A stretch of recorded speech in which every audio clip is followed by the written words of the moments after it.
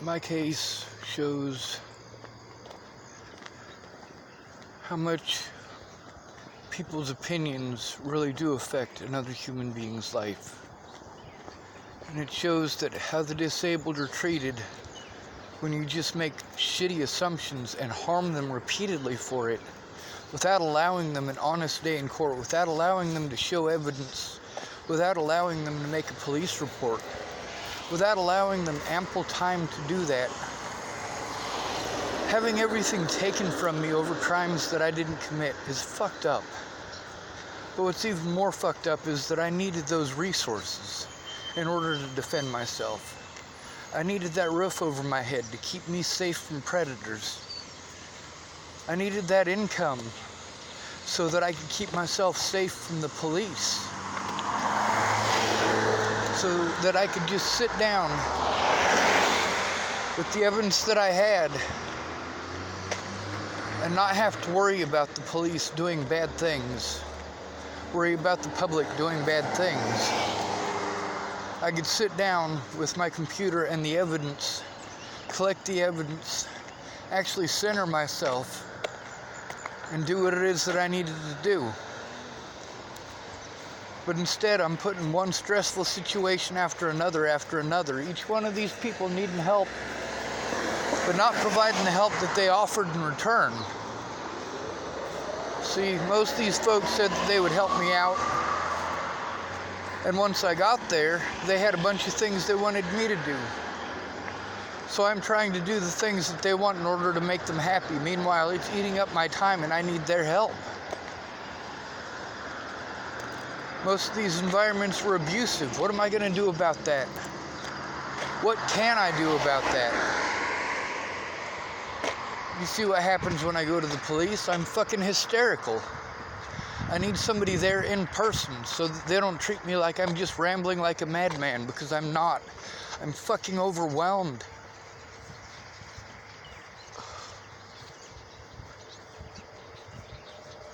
I've saved a lot of information on a lot of actual predators.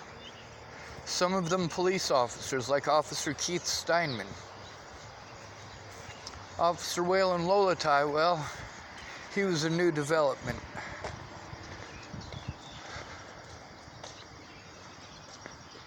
When I left Boulder to get my teeth fixed, or teeth yanked out, I'd spent 5 years trying to earn the money to get my teeth fixed through excruciating pain. You guys get a toothache and you have your insurance and crap, and you get that tooth yanked out in a week and it's gone. Or it covers some sort of a fancy special whatchamawatchit so that you can get it capped and drilled and all that fancy stuff. For me, I just wanted the pain to go away. That's all I wanted. I wanted the infections to go away. I was tired of waking up and having a temperature of 104 or more. I needed help.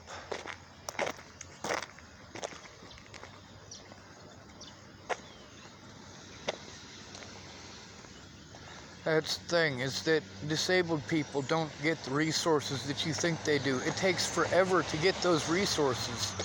Meanwhile, people can do whatever the fuck they want to you. And nobody's gonna stop them unless you have family who cares. And that's the problem with all these people who told me they loved me and called me family. Is that when people were doing bad things to me, they didn't do a damn thing to stop it. That's the thing. In order for these things to stop, I needed an honest day in court. I needed to be able to defend myself, to show what was going on. And every step of the way, the police have been entirely uncompliant, doing everything in their power to prevent me from showing that evidence, stealing evidence, omitting the truth.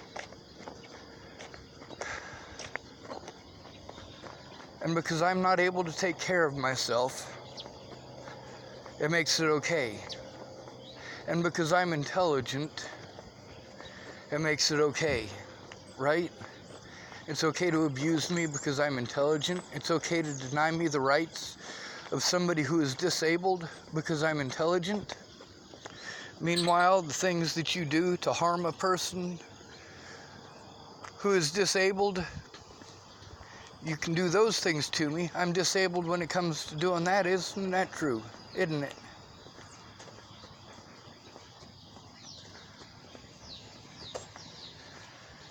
You guys don't understand how having to go to drug dealers and alcoholics for help is not helpful. You understand how I need a professional to actually do their job, and no professionals do that job? How without a family, I just fall through the cracks and get harmed? My dad had all sorts of fancy ideas about shit that he didn't have to live. He didn't have to live through this. He wanted to be pissed off because I was trying to ruin him by telling y'all why it is that I grew up in foster care. Why did I grow up in the system? Because my mom couldn't stay off the drugs, and my dad couldn't stay off the drugs. Those are not my decisions. But people's opinions of people in the system is terrible. When you're in the system as a child, and you try to tell on somebody, it's just assumed that you must be a liar because you're in the system. You must be there because you did something wrong. You must be there because you're an unruly child. And then people can abuse you and do whatever they want to you. And when you're hysterical from being raped, I can tell you firsthand that if you get raped in a government facility and you're hysterical, they're going to harm you for trying to tell them. The police will drag you off to another facility, and they'll tag you with some label that makes it so that people don't have to listen to you. And then people at that next facility, they go through the paperwork and they get to see who it is that's the most vulnerable, who it is that's the least likely to get heard. And that's the victim they pick. Going after predators requires knowing the things that they do. What was done to me is not acceptable. It's never acceptable.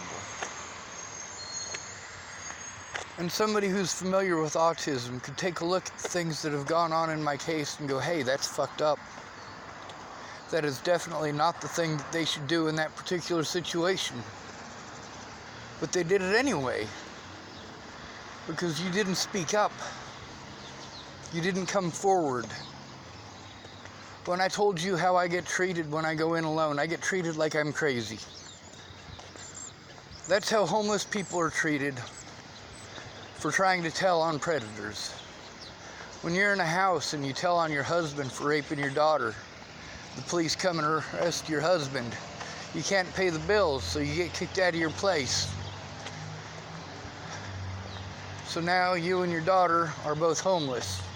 You're an unfit parent and they take your daughter because you didn't have enough money to keep the roof over your head after you turned in your predator. And now you are getting treated like the predator. You, a single mother who did the right thing and turned in your daughter's predator. You're now homeless and being victimized by Boulder Police Department. There are many people whose stories I have collected, many of them. And many of them are that exact scenario. Homeless women in Boulder County who went to the police for help when they were in a house and they got help. But that help made them homeless. Not having that child molester's income made it too much for them to keep the roof over their head. Do you know what that's like? To be called an unfit parent after you turned in a child molester. To be called an unfit parent when you couldn't pay the bills by yourself. You gonna tell that person they wanted it, needed it, chose it, or deserved it? That's just not right. Victims need to be provided with a safe place. When I was victimized by the public following Natalie's disappearance, I should have been provided with a safe place. The problem is that all the safe places in the United States, most of them really are not safe. We don't have safe houses in most places anymore, especially not rural areas. Your money goes towards incarcerating people, not helping them. Meanwhile, we got career criminals like Ted Bollinger who cannot be rehabilitated. Meanwhile, all I need to be rehabilitated is an honest day in court, and I can't get that unless I can get to an environment where I am not completely shut down.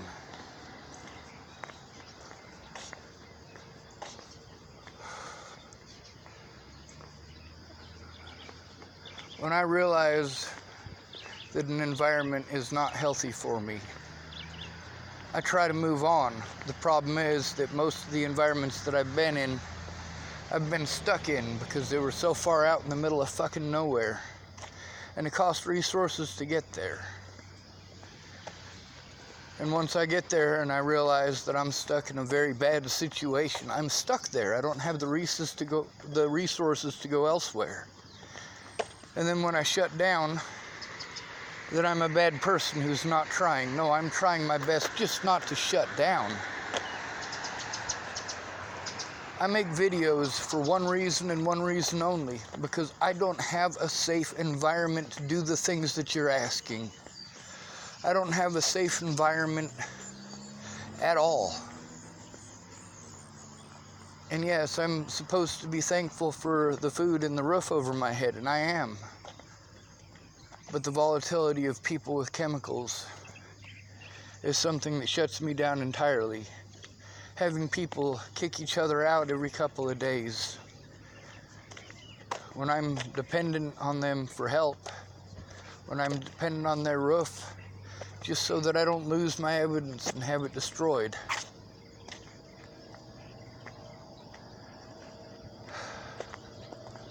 Thing is, I didn't change overnight. It took a lot of abuse for me to get this way, and a lot of people turning a blind eye, and a lot of people not keeping their word, not understanding that I don't have the resources to do what it is that everybody wants me to do, especially when people have ideas that are in opposite directions. And none of those people took the time to look at all of the evidence. People can slander the hell out of my name, but when I try to post up what's actually going on, it's not allowed. It's not allowed on Mike Boudette's website unless it's something he can use to try to make it look like I'm a terrible person. Something that fits his stereotype and his hatred and his bias. I should have been protected from the Boulder Police Department. These are the bastards who made me suicidal to begin with after I hurt my back.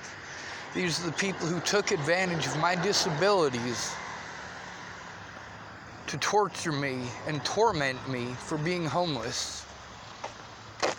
I didn't want to be homeless. I never wanted to be homeless. I wanted to have a job where I earned enough to have a roof over my head and a vehicle so that I could get to work. But that's the thing, when you start off at 18 with nothing, not even an ID, you don't stand a chance in hell. You need a lot of help. And people don't help you until you fall flat on your face, and that's just because they want to say, I told you so.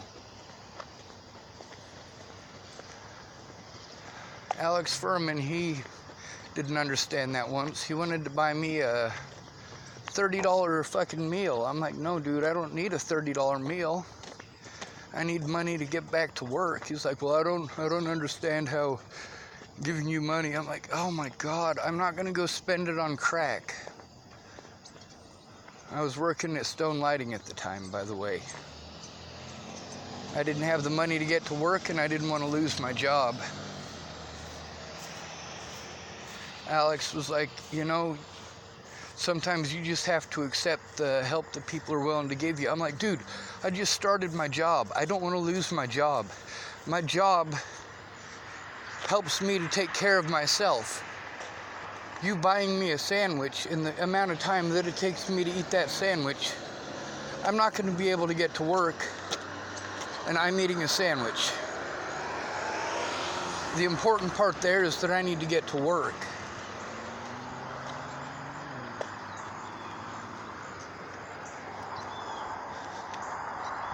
And I'm not trying to be an asshole by saying that. The thing is, how am I supposed to function when I have to be scared all the time? Scared that I'm going to get railroaded in court because I'm not allowed to show up. Or because I don't have the money to show up. Or because the police refuse to look at any evidence and none of the evidence that I have to show is allowed in court. I'm not allowed to show any of the things that these people did to me.